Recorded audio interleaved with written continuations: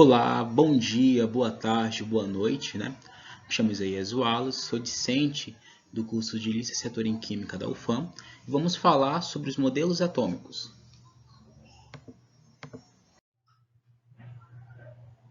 Para começarmos, a nossa aula e falarmos sobre a história dos modelos atômicos, teremos então que voltar a 450 anos antes de Cristo, onde Leucipo de Mileto e Demócrito de Abdera começam a entender como a natureza é formada, Eles trazem o estudo da matéria e começam a entender como a natureza é formada.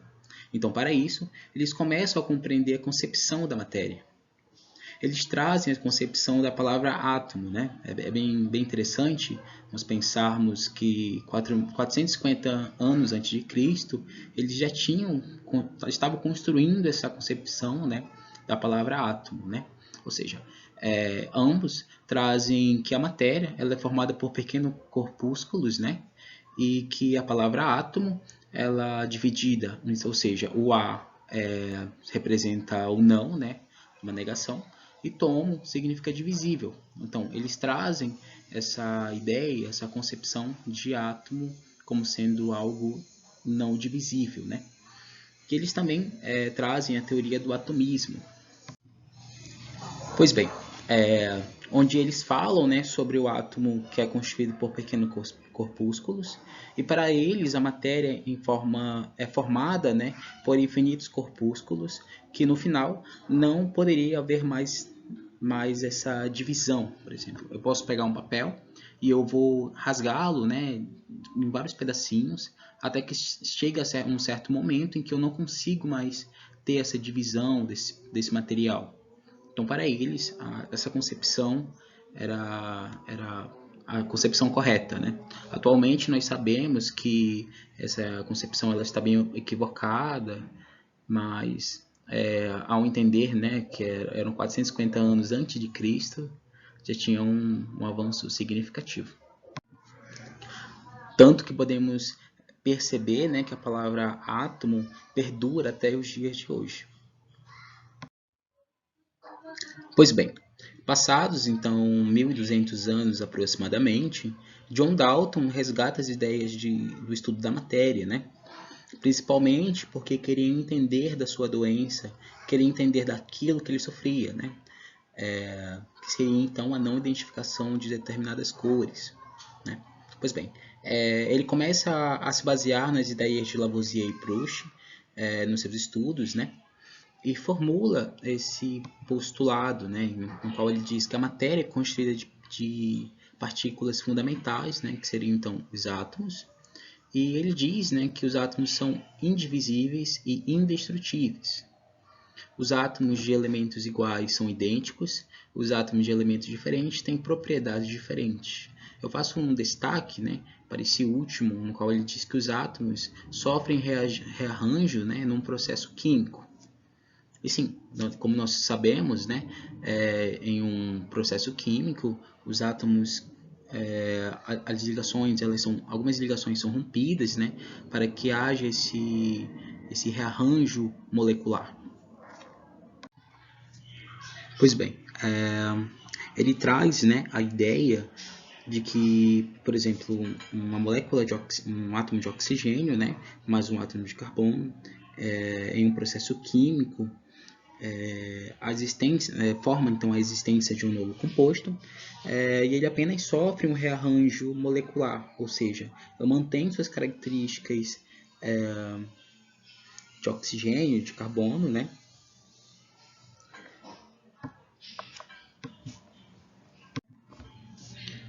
Então, seu modelo atômico, o modelo da bola de bilhar, assim ficou conhecido, e nele ele traz o átomo como sendo uma esfera maciça, esférico, como sendo a menor parte da matéria, indivisível e indestrutível.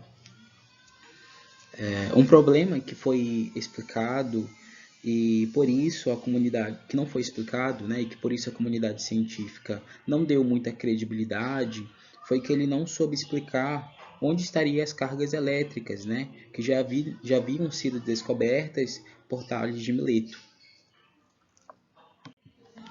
Mas uma coisa muito interessante, né, é que Dalton começou a introduzir a simbologia, né, no mundo da química, a representação de alguns elementos de forma a facilitar o ensino, né? Por exemplo, quando você utiliza, né, esse modelo de Dalton em relação à simbologia, quando você desenha ali moléculas de carbono e de oxigênio, você faz bolinhas, né? Ou seja, e tudo isso foi fruto dessa simbologia que ele começou a introduzir no mundo da química. Pois bem, em 1850, né, William Crookes, 42 anos após o modelo atômico de Dalton, teve uma participação significativa, né, na evolução dos modelos atômicos. Ele foi o precursor para o surgimento das televisões, né, a tubo. Ele também criou o tubo de Crookes, né, e esse tubo, né, onde ele realizou o seu experimento, onde ele produziu, né, um tubo de quartzo, e ao retirar o ar do tubo, né, deixando muito próximo da ausência de ar, ele submeteu dois polos, né, o cátodo e o ânodo, a uma alta tensão, né, um DDP em torno de 10.000 volts. E quando ele aplica essa descarga, ele percebe que um feixe luminoso se propaga, né, em uma linha reta, de um polo ao outro. Ele define esse feixe, né, que se propaga como do cátodo para o ânodo como um raio catódico, né? Então nós temos aqui que temos dois polos, né? E ele aplica essa descarga elétrica altíssima e ele percebe então que um feixe luminoso passa, né, do cátodo para o ânodo, os dois polos com energias distintas, né? E com isso, né, em sua homenagem, foi colocado então o tubo de Crookes, né? E percebam que esse tubo será muito importante para os estudos, né, o avanço dos estudos de modelos atômicos. Pois bem, em 1897, J.J. Thomson, né, formulou então o seu modelo atômico de Thomson, né? Ele foi um físico muito renomeado no período e começou também a estudar como que seria a composição da matéria, né? O que o átomo de Dalton ou o modelo de Dalton pode contribuir para nós. E para isso ele utilizou o estudo de Crookes, né? Então a gente ressalta aqui a grande importância, a grande contribuição de William Crookes, né? Thomson, então, fez com base no tubo de Crookes, né? Ele repete o experimento de Crookes, né? Ou seja, o surgimento do raio catódico, só que ele submete esse raio catódico, né, a campos elétricos, com cargas carregadas positiva e negativamente. Ele percebe que a propagação desse raio catódico, ou feixe, né, sofre um desvio mais para um lado do que para o outro, né? Ou seja, nós temos então aqui o experimento de Thomson, né? Ou seja, nós temos aqui então um raio catódico, né? Onde Thomson acrescentou então um campo elétrico, né, carregada com cargas opostas, e ele percebe então nesse raio catódico um desvio, né, mais para um lado do que para o outro, né? Onde nós podemos perceber que no experimento tradicional de William Crookes, né, sem esse campo elétrico, o raio catódico então seguiria, né, nessa linha tracejada que nós temos aqui.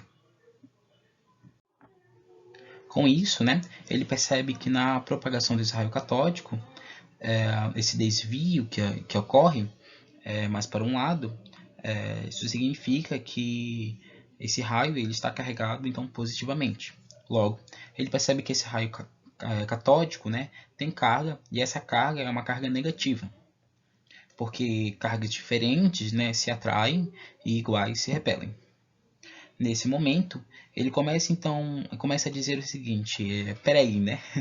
Esse raio catódico tem carga elétrica, né? E essa carga é negativa, onde ele chama de elétron, né? Porque elétron provém do grego, que significa negativo, né? Ou seja, nós já temos agora o surgimento de mais um elemento, né, que não era visto no modelo de Dalton.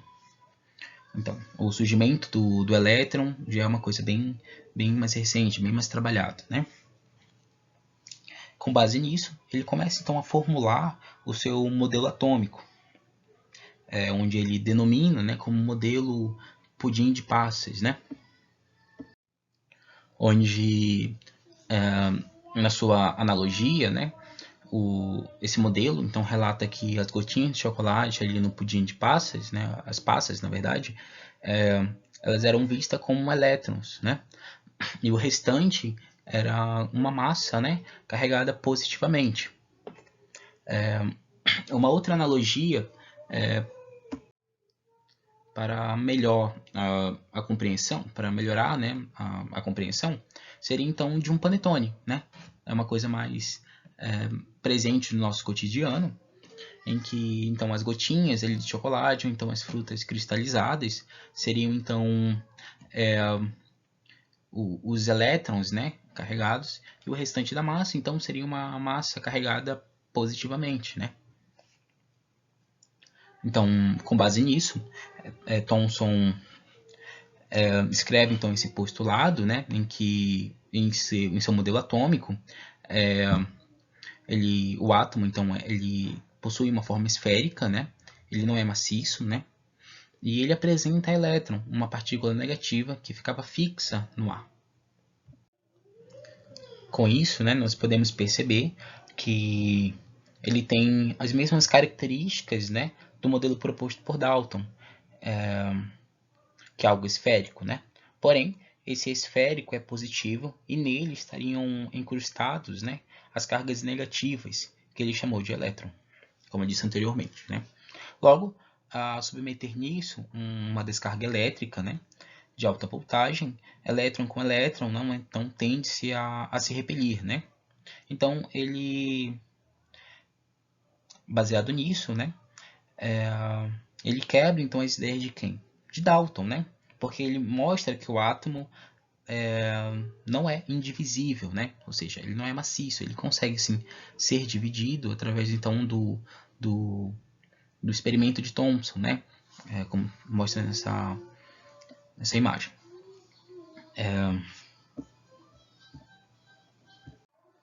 Ou seja, ele mostra, né, que internamente esse átomo apresenta partículas subatômicas, né, negativas e positivas, né? Ou seja, ao todo, né, esse átomo então seria um átomo neutro. Em 1911, Rutherford, né, então começou a buscar a compreensão de como seria ou se existia, né, a carga positiva, já que já viu a comprovação da carga negativa, né, então seria o elétron. Logo, o seu estudo, conhecido como experimento de Rutherford ou espelhamento de Rutherford, traz a ideia de como seria esse átomo, né, e o que teria nele. Então, ele chega à conclusão de que o átomo é formado por um núcleo denso e que a maior parte da região desse átomo é uma região vazia, né? Então, o núcleo seria formado então por uma parte pequena e densa, né? Você deve estar se perguntando por que ele chegaria nessa conclusão, né? Com o seu experimento, ele observa que grande parte das partículas alfas, né, emitidas pelo elemento polônio presente numa caixa de chumbo, atravessavam, né, a lâmina de ouro. Uma parte sofria um desvio ou então ricocheteava, né, ou seja, ela batia e voltava. Ou seja, nós temos então aqui o experimento dele, né, em que temos aqui a caixa de chumbo, o elemento polônio, a emissão das partículas alfas, né, e temos então aqui a lâmina de ouro no central e grande parte dessas partículas conseguiam, né, atravessar essa lâmina de ouro e algumas batiam e voltavam, né, representadas aqui. Então, partindo desse pressuposto, ele chega à conclusão de que um átomo é formado por uma região pequena e densa, né? E que a a maior região desse átomo é uma região vazia, né? Com isso, ele propõe então seu modelo atômico, né, modelo planetário ou sistema solar, onde ele percebe, né, que o Sol como sendo o núcleo e os demais planetas como sendo elétrons ali orbitando ao redor do Sol, né?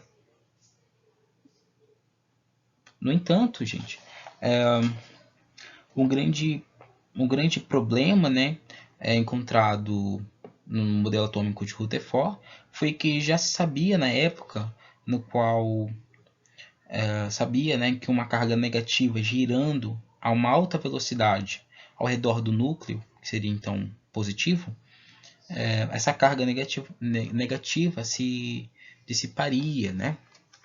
E essa carga negativa se dissipando, fazendo com que essa carga se aproximasse cada vez mais do núcleo, né? E, consequentemente, haveria uma colisão, ocorrendo uma degradação da própria matéria. Nós temos aqui, né, ainda sobre o modelo atômico de Rutherford, um apanhado geral, uma conclusão de Rutherford. Né?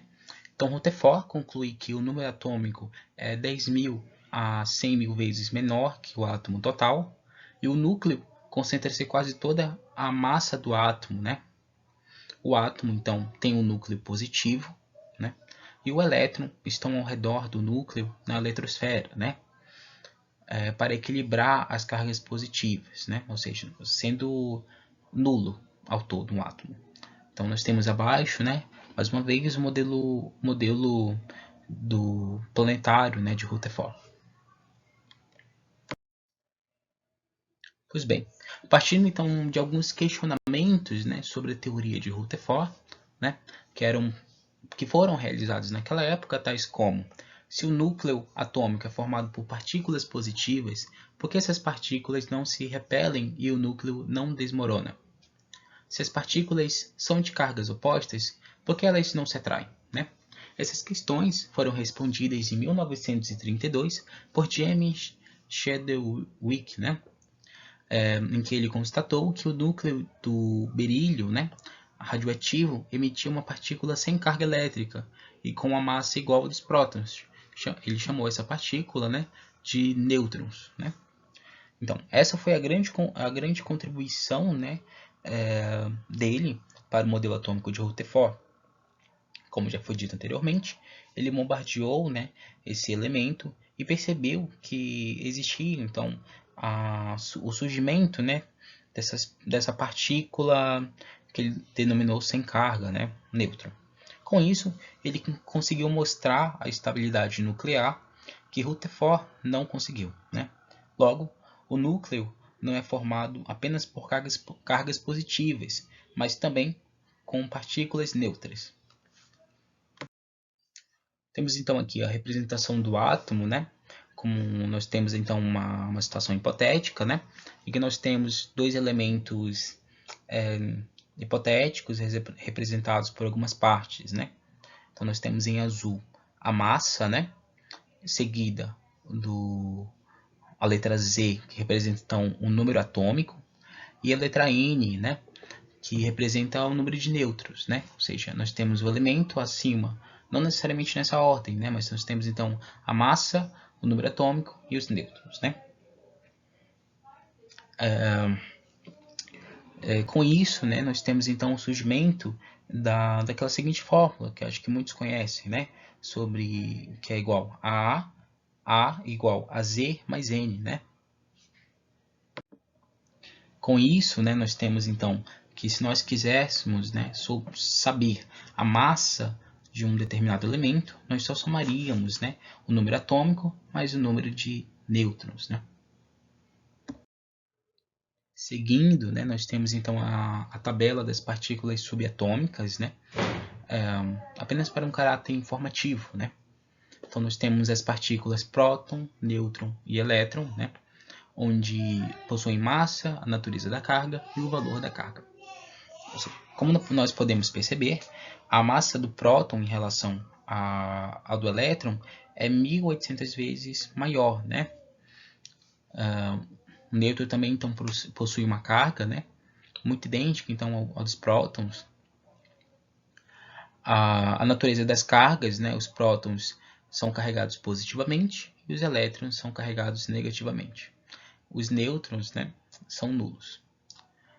Perceba então que o valor da carga ela se demonstra igual tanto para os prótons quanto para os elétrons, né? E os nêutrons então possuem uma carga zero. Chegamos agora, né, no modelo atômico de Rutherford e Bohr, né? Um fator importante é a contribuição de Bohr que Bohr traz, né, ao modelo de Rutherford. Por isso é chamado de Rutherford-Bohr. Pois digamos que Bohr, né, foi adotado por Rutherford para realizar a representação matemática do seu experimento, onde Bohr acabou trazendo o modelo da quantização, né, do quântico para o modelo de Rutherford. Ou seja, Bohr traz então um átomo com orbitais quantizados, né? Com isso, né, o modelo proposto por Rutherford era incompatível com algumas leis da física, onde uma partícula carregada movendo-se em uma trajetória circular deve perder energia, né, e consequentemente ter então um colapso com o núcleo, né? Essa representação, nós temos então aqui o núcleo, né? Temos um elétron que se move então em uma velocidade altíssima ao redor do núcleo e até um certo momento, né, esse elétron deve se chocar, criando um colapso, como foi dito anteriormente, né? Portanto, né, Bohr então percebeu que o núcleo é um núcleo pequeno e possui níveis de energias, né, onde esses níveis são quantizados, apresentam energias específicas, né, ou seja, apresentam energias específicas e cada região ou orbital existem, né, apresentam um dado nível de energia e que os elétrons, ao absorverem essa energia, eles podem sofrer um processo de quantização, né, um salto quântico. E ao saltar para um nível de energia mais externo, ele entra em um estado de, digamos, de excitação, né? O elétron então fica excitado e salta por mais um nível de energia. Esse elétron também pode voltar para o nível anterior, onde a diferença dessas energias é emitida na forma de onda eletromagnética, né? Como estávamos dizendo anteriormente, né? Temos aqui essa imagem que representa o que Bohr estava a definir, né? Então, ele relata que dentro de um átomo existem vários níveis quantizados, né, com níveis de energias específicas, né, onde são representadas pela letra K, L, M, N, O, P, Q. Né? Essa imagem não está representando, mas só para ficar claro, né, que cada nível desse que eu citei anteriormente possui um nível específico, um nível de energia específico, né, seguindo essa ordem: 1, 2, 3, 4, 5.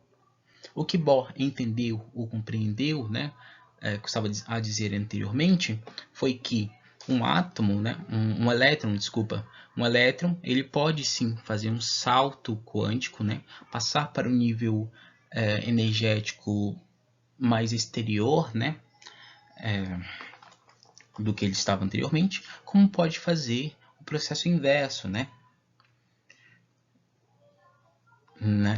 fazendo retrocesso, né, saindo do nível que ele está para o nível anterior de energia. Né.